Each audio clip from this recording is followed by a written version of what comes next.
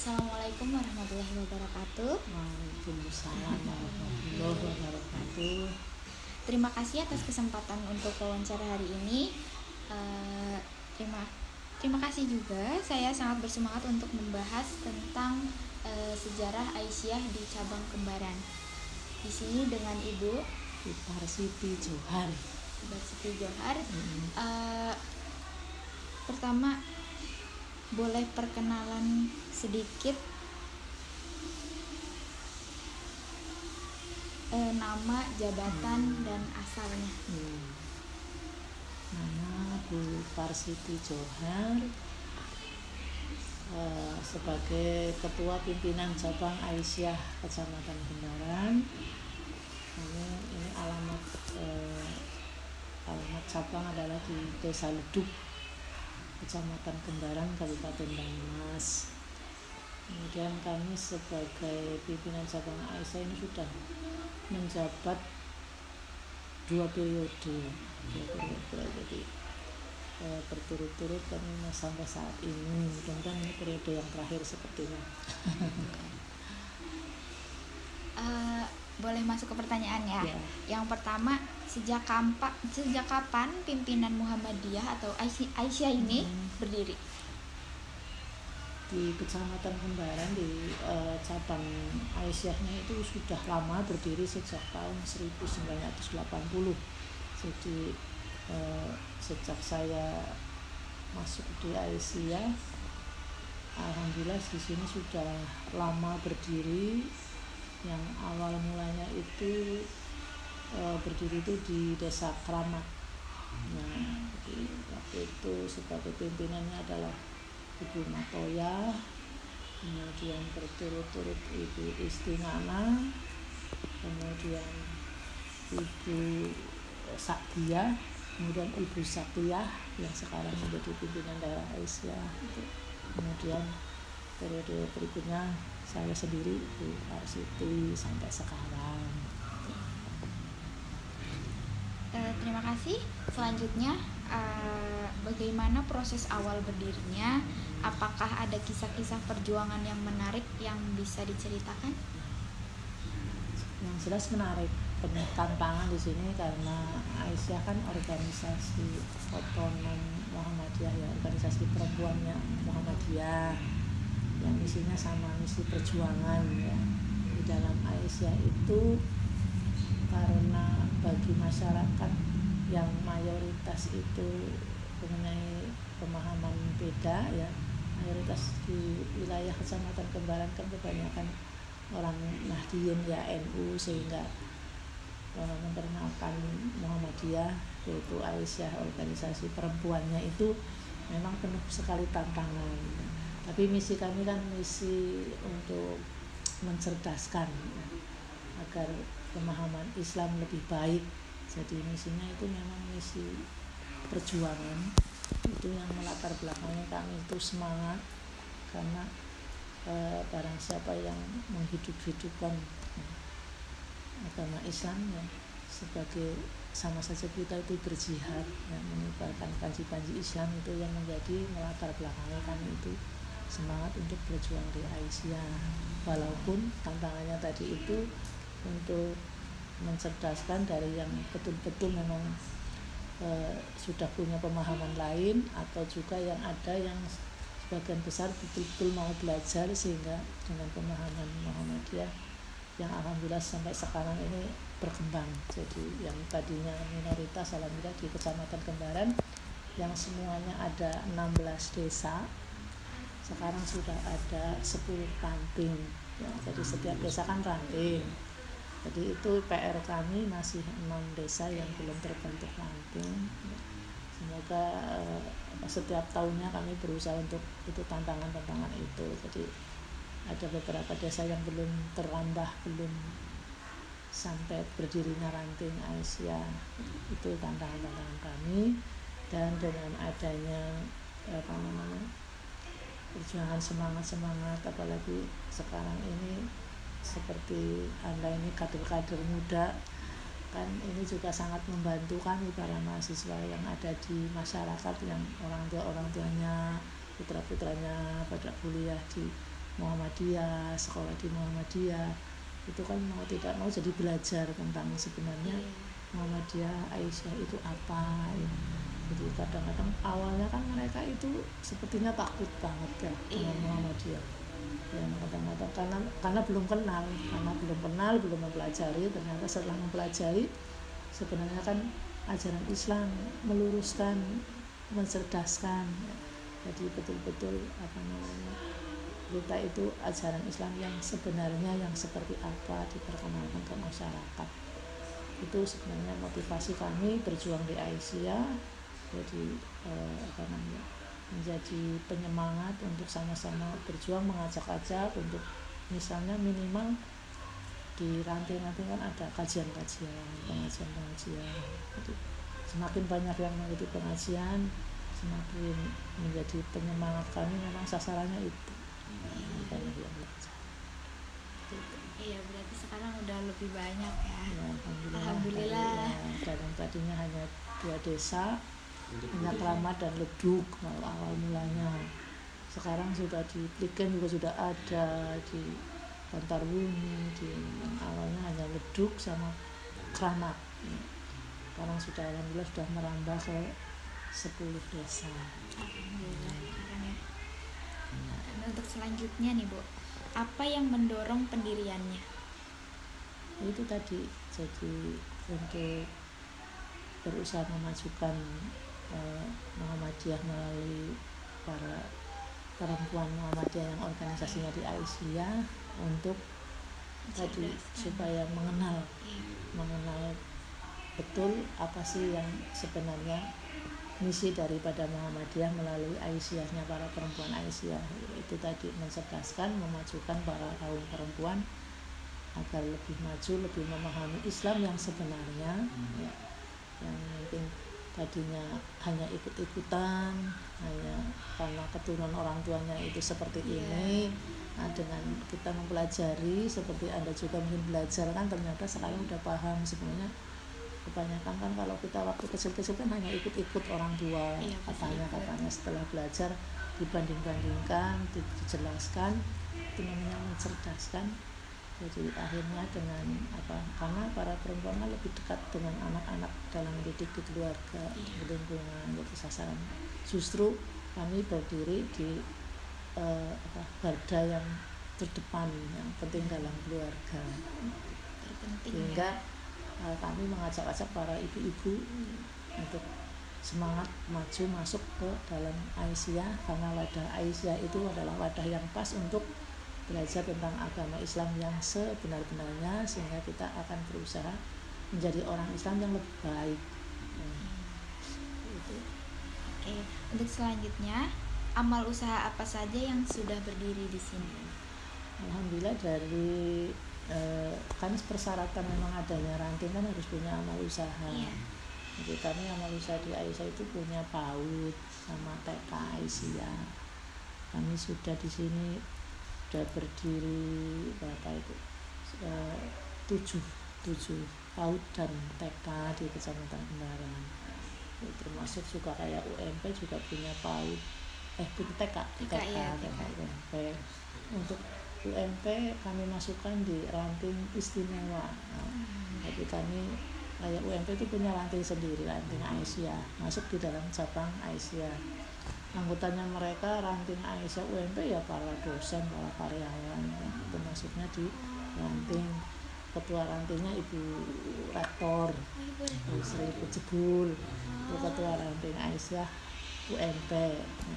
Punya ranting sendiri. Jadi kami semuanya ada 10 ranting, termasuk ranting UMP saya kategorikan ranting istimewa. Karena istimewanya ya karena posisinya berbeda dari yang lain. Kalau yang lain kan berada di desa-desa, dia berada di kampus begitu. Mengaisyahkan orang-orang yang berada di kampus. Selanjutnya, komitmen seperti apakah yang dipegang teguh oleh Ibu pimpinan sehingga bisa bertahan hingga sekarang? Komitmennya kami harus selalu semangat. Semangat untuk berjuang, karena ini harus dilandasi dengan rasa nilai perjuangan yang tinggi, semangat untuk menghidup-hidupkan Aisyah menghidup-hidupkan Muhammadiyah, karena kalau bukan kita siapa lagi? Komitmennya. Makasih ya. Menurut Ibu, apakah perjuangan dakwah ini perlu dilanjutkan dan mengapa? Sangat perlu. Kalau tidak dilanjutkan ya nanti bendera kita tidak akan berkibar terus. Yang melanjutkan adalah Anda semua sebagai kader-kader muda. Makanya mungkin ada wadah-wadah sendiri kan di kalangan muda, ada IMM, ada IPN, itu kan kader-kader ke sana. Jadi tidak otomatis tapi kalau dari ini kan jadi nyambung. Kami juga ada NA, kader NA, Nahdlatul Aisyah, nanti kan berjenjang. Kami selalu mengkader dan punya kader. Perjuangan harus berjalan terus. Iya, generasi ada. Alhamdulillah memang sekarang sudah organisasi kita ya alhamdulillah kan, karena yang penting itu rohnya itu semangat semua, di ranting-rantingnya semangat, cabang-cabangnya semangat di daerahnya. Nah, karena kami berprinsip ranting itu sangat penting ya, di garda paling bawah. Terus di cabang akan maju kalau ranting-rantingnya maju. Ibaratnya kayak tanaman itu semua merasa penting di dalam organisasi kan, harus semua merasa penting. Katakanlah sebagai tanaman, walaupun sebagai daun yang indah, walaupun sebagai batang yang seger dipandang, walaupun sebagai akar. Jadi kalau Anda berorganisasi di dalam apapun, di dalam tim apapun, jangan merasa bahwa saya kan hanya pelengkap, tapi harus merasa bahwa Anda itu orang penting. Tapi akan dipandang enak, tidak akan saling menonjol, tapi semuanya bagus. Ibarat tanaman kan, daun-daunnya bagus ya, itu bunganya bagus, ini segar semuanya, jadi kan bagus semuanya. Itu prinsipnya, harus semuanya merasa penting. Iya, dan semuanya kalau pohon itu bermanfaat. Iya. Dalam organisasi seperti itu. Iya. Jadi harus merasa seperti itu. Jadi kalau misalnya Anda berorganisasi, rapat, saya nggak berangkat lah, saya kan hanya saya ini nggak penting lah, nggak akan jalan. Jadi kalau semuanya merasa penting, pasti akan berjalan. Saya selalu kepada teman-teman seperjuangan, saya selalu sampaikan bahwa kita itu orang penting. Tidak hanya itu saja, tidak hanya ketuanya aja, tidak hanya sekretarisnya saja, tapi semuanya. Kalau tidak ada komitmen merasa penting, nggak jalan. Nggak bagus dipandang, nggak kompak, nggak gitu. Itu begitu. Jadi makanya Anda semangatlah berorganisasi dimanapun berada, tapi itu posisinya semuanya penting, harus merasa aku kan hanya anggota, nggak penting, aku kan hanya sekretaris, nggak penting semuanya. Walaupun anggota, kalau pengurus nggak ada anggota juga gitu, nggak bagus itu, nggak bisa jalan. Iya, nggak jalan, nggak bagus. Itu tadi seperti tanaman nggak indah dilihat, kok rantingnya layu, kok bunganya jelek, kan nggak bagus semuanya. Jadi kalau semuanya bagus, kompak, bagus. Prinsipnya seperti itu. Dan untuk yang terakhir nih, pesan apa yang mesti dipegang untuk calon kader penerus perjuangan dakwah di daerah sekitar Ibu? Pesan-pesannya buat kader muda. Untuk kader muda ya banyak belajar, karena dengan banyak belajar apalagi untuk memperjuangkan ajaran Islam yang sebenarnya melalui wadah baik Muhammadiyah maupun Asia, itu adalah menjadi tanggung jawab kita semuanya. Sehingga kader-kader muda, anak-anak muda seperti antum juga harus merasa punya semangat bahwa saya itu punya tanggung jawab, karena ini kan agama kita, agama Islam. Siapa yang harus memperjuangkan? Minimal dari diri sendiri, harus tadi itu cerdas, belajar, memahami. Setelah memahami, kita mengajak-ajak orang lain, kita masuk di organisasi, minimal kita aktif, sehingga kita itu jangan sampai masuk di dalamnya malah tidak tahu isinya. Kita paham, mantap, kita ajak-ajak orang lain, kita luruskan, ngajak kebenaran, kita mengajak kebaikan. Jadi apa sih kita balasannya? Kita itu bukan organisasi, bukan pekerjaan ya, ini organisasi sosial yang harapannya adalah mendapatkan kemudahan-kemudahan, karena kita mempermudah jalannya ajaran Islam insya Allah Allah akan membalas kita dengan memberikan kemudahan-kemudahan dari jalan-jalan yang tidak kita ketahui. Harus yakin bahwa kita berjuang ini adalah dalam rangka mengajak untuk berbakti untuk kepada Allah ya, untuk sehingga memperjuangkan ajaran Islam, sehingga Allah juga senang kepada kita, sehingga Allah pasti akan membantu kita. Jadi itu apa imbalannya itu tidak mengharap apa-apa, kita mengharap ridho Allah Subhanahu wa taala. Jadi makanya tidak akan mengeluh capek, tidak akan marah kalau ada yang susah, karena kan kita bukan karyawan, susah dimarahin nggak ada gajinya. Jadi hanya keikhlasan, diniati ibadah, mencari keridhaan Allah, insya Allah hati kita akan juga dibimbing oleh Allah, mengajak-ajak kebaikan sih kepada orang lain. Itu prinsip kami ya, kami hanya itu yang bisa kita lakukan selagi masih hidup di dunia, mengajak-ajak kebaikan dengan masuk di organisasi, aktif di pengajian-pengajian, mempelajari tentang ajaran Islam itu ya, dengan harapan Anda yang masih muda pun insya Allah kalau itu jalan yang ditempuh insya Allah akan selamat dan akan memperoleh banyak kemudahan dan akan disenangi oleh